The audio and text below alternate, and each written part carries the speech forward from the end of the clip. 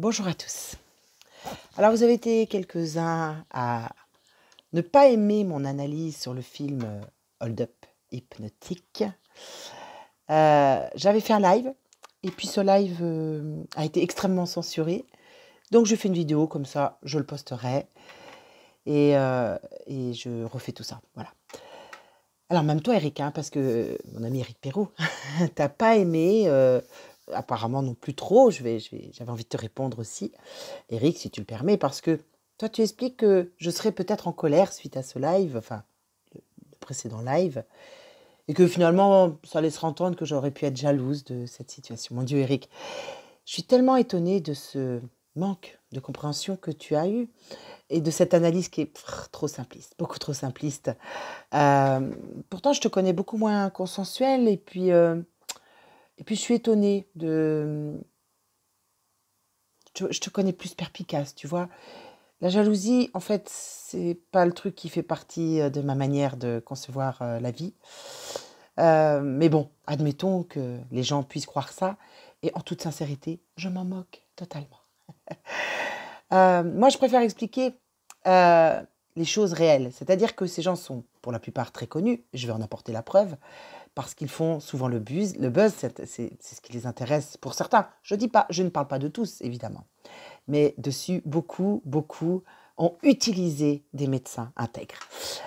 Et puis, ça reviendrait à dire aussi que je regrette de ne pas en faire partie. Alors là, je vous arrête tout de suite, jamais j'aurais accepté quoi que ce soit. Sachez-le, j'ai été plusieurs fois demandée et j'ai toujours dit non, je ne réponds même pas aux gens. Voilà. Donc là, vraiment, n'ayez aucun souci là-dessus. Je ne suis pas jalouse en fait. Je conteste d'ailleurs cette accusation totalement infondée quand j'explique une situation qui est bien sûr tout autre. Je la conteste parce que mon analyse n'est pas dans ce domaine. C'est-à-dire qu'en fait, euh, je joue franc jeu, moi. Voilà, je joue toujours franc jeu. Je ne viole pas tous les principes dans une discussion. Et j'accepte pas non plus le rôle de rester sans répondre. D'accord? Donc c'est pour ça que je vais répondre. Et puis parce que par rapport à ça, il y a aussi beaucoup de choses qui sont à dire et qui sont sorties. Et si on prend certaines personnes de ce film, comme une vendeuse de chaussures qui fait la belle devant le lac Léman, une profileuse, Nadine Touzeau, qui a été condamnée quand même en 2014 par le tribunal d'Agen pour escroquerie, tentative d'escroquerie, là j'invente rien, c'est partout, on peut le trouver, qui se présente comme une professionnelle en sciences du comportement, en tant que profiler, net profiler, chercheur de comportement des cybercriminels depuis 20 ans. Elle dit elle-même que sa réputation est internationale. Elle a un site web, vous pouvez tous aller le constater, et qu'elle est sollicitée sur plusieurs continents. On aurait pu mettre 5, Nadine, il n'y en a que 5. Sauf si on en a des inconnus, mais bon, ça, c'est possible d'ailleurs. Ils nous ont tellement menti que tout est possible en fait. Et c'est comme ça qu'elle se présente en fait sur son site web. Et elle a une rubrique, c'est publications scientifiques, où elle te met des liens, où elle aurait publié des choses. Bon, bien sûr, ça apparaît nulle part. Tu cherches, non. Tu suis le lien, non. Faites le test. Ou alors, tu arrives sur page erreur 404. C'est étonnant comme les gens se donnent des diplômes. Voilà. Et puis, on a un ancien ministre de la Santé, actuellement, français, d'accord, qui, bien sûr, se retire du jeu en disant non, non, je pensais jamais être dans un tel film. Enfin, quand même. Voyons. Et voilà, actuellement, il est quand même sous-secrétaire d'État, sous-secrétaire général des Nations Unies. Il a été président d'United pour apporter son expertise mondiale en matière de soins de santé.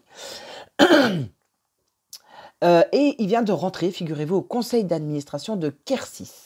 Kersys Pharma AG, c'est une société biopharmaceutique privée de stade clinique qui s'appuie sur sa nouvelle plateforme antithrombique pour offrir soi-disant des traitements innovants sûrs, largement accessibles aux patients atteints d'infections potentielles. Oui, monsieur Douste-Blazy, docteur en médecine, est entré chez Kersys Pharma il y a 2 jours. Alors, il faut rappeler aussi que cet ex-ministre, en 2006, était ministre des Affaires étrangères. Monsieur Douste-Blazy avait été élu président d'United, qui s'était réuni à Genève à l'époque, au siège de l'OMS. Voilà.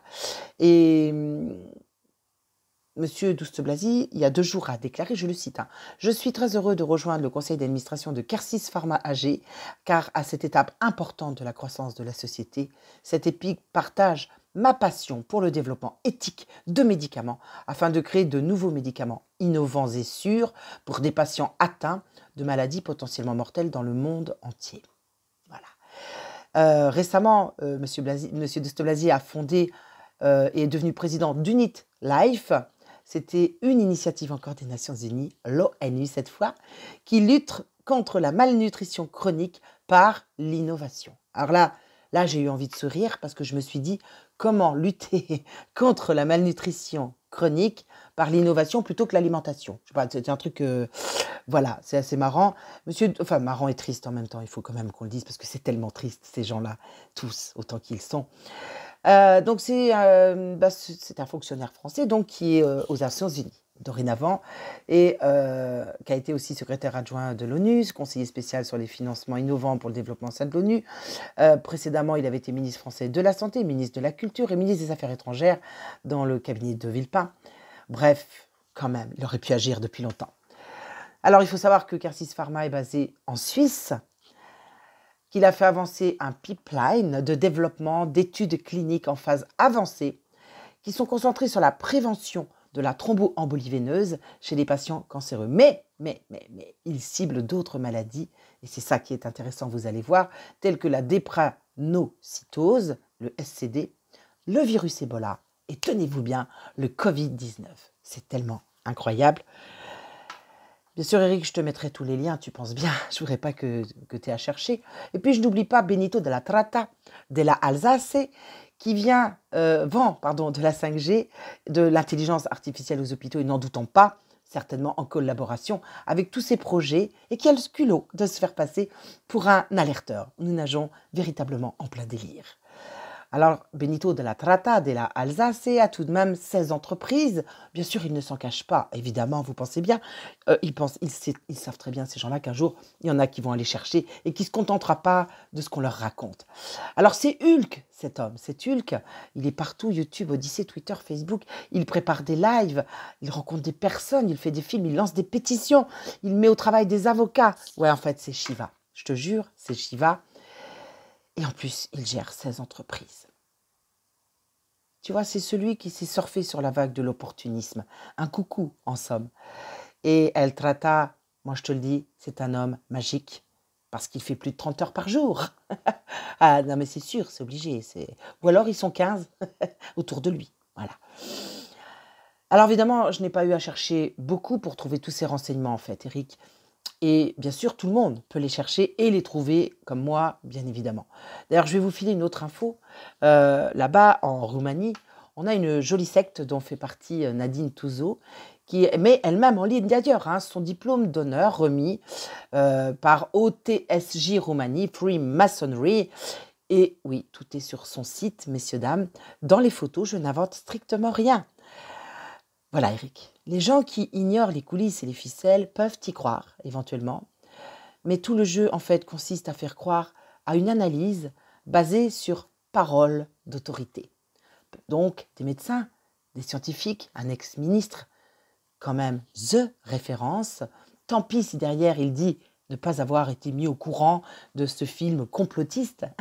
Il renie donc, bien sûr, tout en sachant très bien qu'il n'a pas été piégé. Vous pensez bien. Mais alors, si ces scientifiques du monde médical n'ignorent pas les dangers de ce qui se met en place, comme il le dit sur ce film, pourquoi aucun n'a parlé des risques de l'hypoxie, de l'hypercapnie, des rémunérations pour les morts du Covid, ou si peu? On survole. Pourquoi aucun n'a dénoncé tous ces médecins qui sont surpayés dès lors qu'ils soignent des patients Covid? Pourquoi aucun n'a évoqué la non-existence même de ce Covid, mais plutôt celle d'une nouvelle grippe? Ce film n'informe pas. Il fait du battage médiatique, il fait de l'information tronquée. Il ne tranche pas, il permet de continuer à diffuser de la peur et d'accentuer de la sidération, en discréditant littéralement et définitivement toute personne qui osera émettre des critiques face au monde médical de la gestion de la pseudo-crise sanitaire. Parce qu'ils sont restés sur le principe de la pandémie, d'une réelle épidémie. Mais si déjà, il ne dénonce pas ce mensonge, alors comment voulez-vous qu'il soit crédible? D'où cette pseudo-colère aussi organisée par des médias, cette députée qui en fait trop, qui arrive, cette députée qui en fait trop, qui est là, et c'est qu'un jeu de chaises musicales, il faut en avoir bien conscience, et qui permet à ce moment-là l'acceptation de l'existence de cette crise sanitaire. Et c'est ça qui est grave. Elle vient avec son masque sur un plateau télé. On n'en a vu aucun avec un masque. Aucun. C'est trop, trop drôle. Et puis, dites-vous bien que derrière tout ça, il y a un but. Est-ce que ce n'était pas ce but, au final, de créer de la publicité, finalement, par des médias qui ont plutôt l'habitude de se taire et de faire fermer nos pages quand on essaye de dire la vérité. Donc tout ça, c'est une pseudo-colère, pour moi, qui est organisée. Le film a plutôt sidéré les gens et non pas informé. En même temps, 2h43 de matraquage, ça permet carrément l'hypnose collective. Mais aussi, ça efface toute possibilité de penser et de réfléchir. Oui, c'est comme ça qu'ils font habituellement. Quant à ce qu'il y ait dénoncé, ce n'est pas une découverte pour ceux qui savent et qui cherchent. Les intervenants nous paraissent en colère, d'autres pleurent, d'autres jouent d'émotions, et la musique joue réellement bien ce rôle de dramaturge. Était-ce nécessaire, pensez-vous? Pire, ces gens vous expliquent que tout ceci est un mensonge et sur certains plans, eh bien on y voit quoi? Un caméraman, un assistant du caméraman masqué. De quoi parle-t-on? Mais à côté de ça, ils veulent dénoncer, paraît-il, cette supercherie du Covid. Tout est donc dans le subliminal, dans l'intention peut-être, et ça dans plusieurs endroits du film. Et il est mis en exergue la complexité de la nature humaine. Pauvre Bill Gates, qui serait qu'un humain avec des problèmes psychologiques. Et Madame la profileuse ne nous parle pas de ces psychopathes au pouvoir. Elle qui est si douée dans la cybercriminalité, et pourtant, elle est dans le profilage, paraît-il.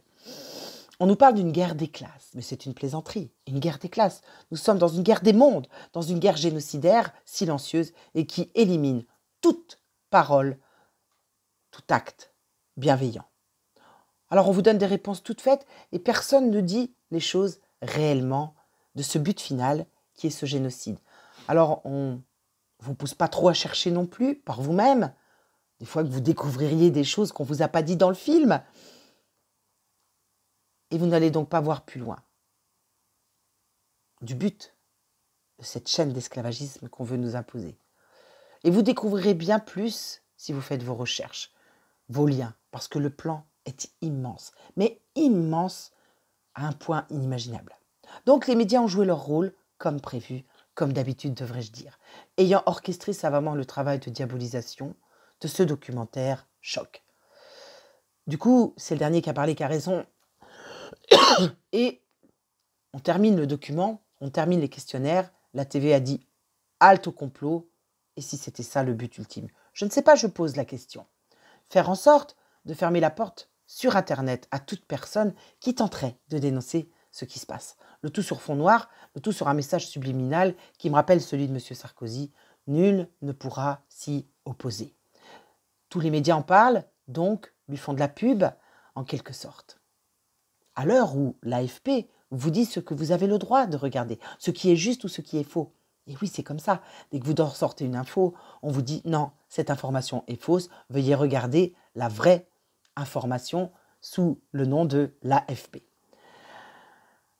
Il ne dénonce finalement que la partie visible de l'iceberg par tous, que tout le monde connaît, mais par contre, il permet de maintenir la masse dans l'inévitable. Personne ne peut y échapper. Regardez-nous, nous les médecins, même nous, on n'y peut rien. Voilà ce que donne ce film. Par contre, le coup est majeur, c'est-à-dire montrer le complotisme en noir où tout est dit dans ce commentaire ou comment faire taire. Moi, je le redis, les médecins avaient la parole. Aucune solution n'est apportée par ces personnes, non, aucune.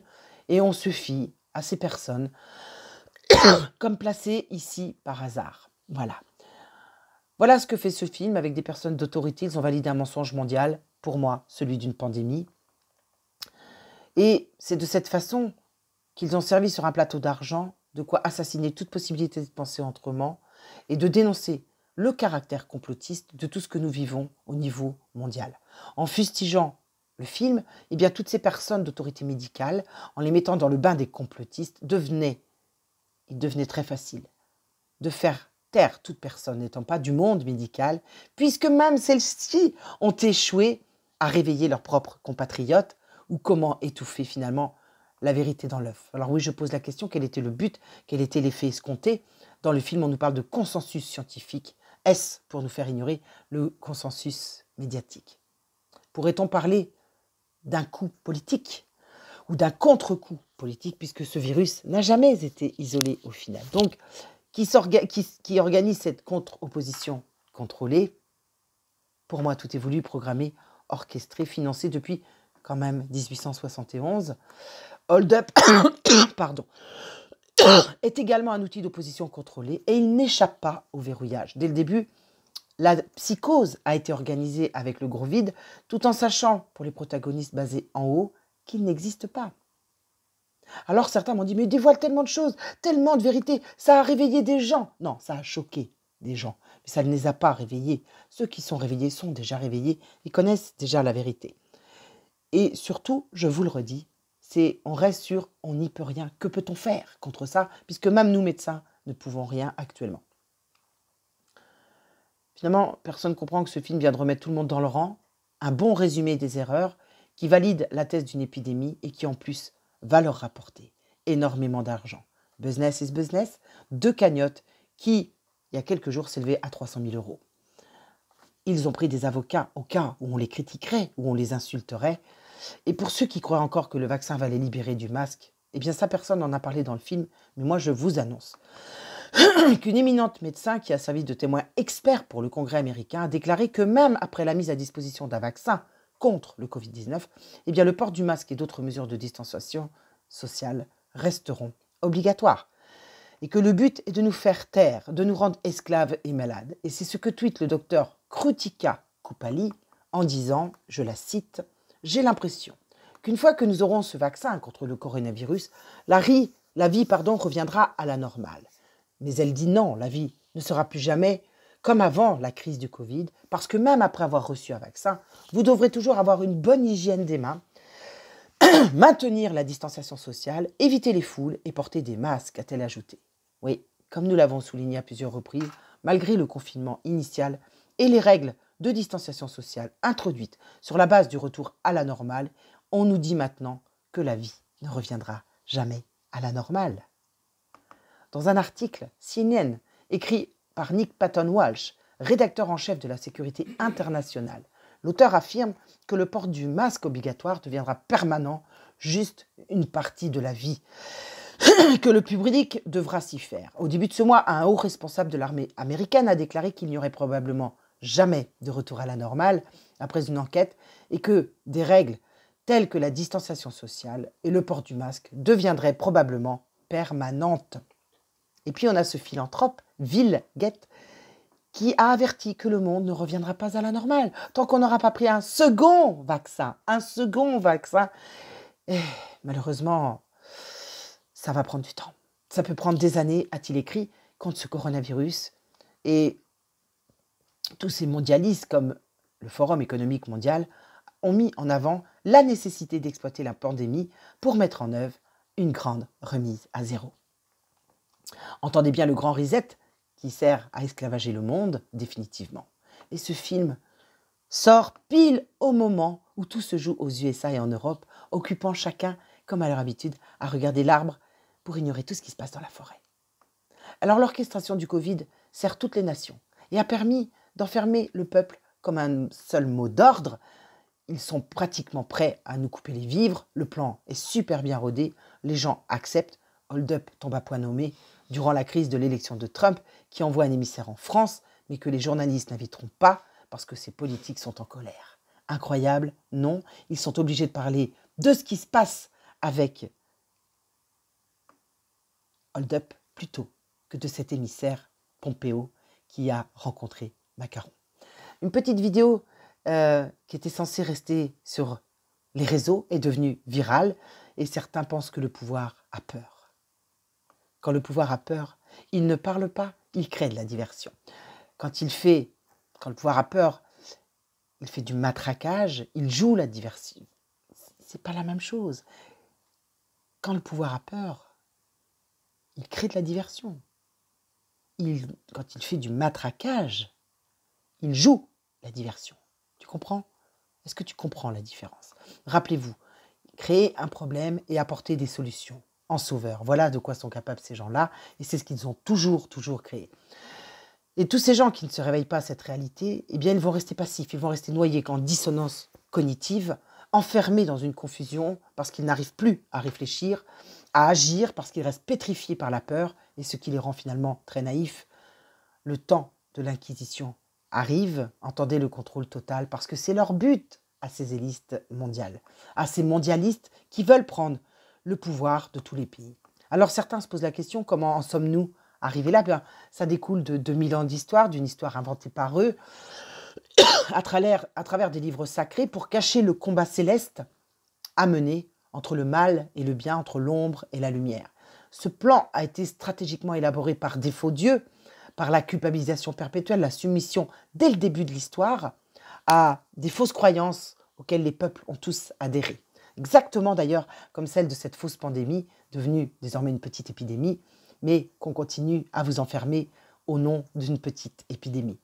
Et durant des siècles, on a accepté tous ces mensonges comme possibles, on a toléré quand on n'a pas participé à toutes les dépravations les plus abominables et monstrueuses, oubliant au fil des siècles d'où nous venons et qui nous sommes. Un peu comme aujourd'hui, nous entendons des médecins qui se sont laissés corrompre au point de ne plus pouvoir et savoir soigner, dépravation de la médecine et du bon sens en somme. Ils vous ont vendu l'argent, les biens matériels, les ont placés bien au-dessus de la vie. Et tous ces peuples ont consenti, accepté, participé, préférant élever le veau d'or à leur âme. Ils ont favorisé, pour y parvenir bien sûr, toutes les drogues, les orgies, les violences, encouragé le sexe multipartenaire, favorisé le non-respect en toute chose, en toute vie, jusqu'à modifier génétiquement les plantes, les animaux et maintenant les humains. Désormais, oui, ils ont osé sous nos yeux sans que nous réagissions. Et durant plus de 2000 ans, l'homme a accepté, devenant un être ignoble, sans conscience, oubliant même jusqu'à son amour-propre. Pourtant, chacun d'entre eux a en lui les clés de sa propre liberté, puisque chacun est capable de se lier les uns aux autres, de devenir la force ultime de la conscience unifiée, puisque nous sommes issus de cette conscience d'amour, nous sommes le tout dans le tout et rien sans l'unité, nous sommes l'alpha et l'oméga, mais à condition de comprendre que ce n'est possible qu'en nous unissant, d'avoir en soi cette révélation que nous devons réapprendre en nous, cette unité. À nous tout seuls, nous sommes une unité, figurez-vous. Oui, nous sommes un avec 2 bras, 2 jambes et une tête, c'est-à-dire 1 égale 5. 1 égale aussi vos 5 sens, 1 égale vos 5 membres, mais les 5 continents et les 5 lettres que contient le verbe aimer. Donc nous devons réapprendre à nous aimer les uns les autres. Alors Eric, j'espère que je t'aurai bien répondu et surtout que tu feras tes propres recherches, comme vous tous. Faites vos recherches. La résistance est en route depuis longtemps, mais elle ne fait jamais d'alliance. Et quel bonheur de ne pas avoir été invité à ce film, tout comme Monsieur Jean Droc, car franchement, sachez-le, bien sûr que nous aurions dit non. Sachez que pour ma part, j'ai déjà refusé plusieurs journalistes, j'ai déjà reçu des mails auxquels je n'ai même pas répondu. Et oui, Eric, car je ne fais jamais confiance à tous ces gens. J'ai commencé seul et je finirai seul dans ce combat que je mène, parce que mon but est de donner aux gens de quoi se sauver eux-mêmes, car celui qui croit faire pour l'autre est un âne qui trotte. Oui, parce qu'on apprend l'autre à pêcher, on ne lui donne pas le poisson. C'est ça qui le rend libre. Donc Eric, je reste étonné que tu me connaisses aussi mal, moi qui refuse toutes les invitations à faire des lives depuis des années, mais par-dessus tout, j'aime ma liberté d'expression, j'y tiens tellement que jamais je n'ai demandé 1 centime. Est-ce que vous faites bien la différence? Pour ne jamais être associé à ce genre de personnes, justement, sans intérêt autre que financier, qui me donne de plus en plus la nausée. Et peu importe que certains veuillent me mettre dans une posture de jalousie, car mon miroir me renvoie l'image de droiture et d'incorruptibilité. Voilà ma plus grande richesse. Nous allons bientôt voir qui est qui. Vive la résistance!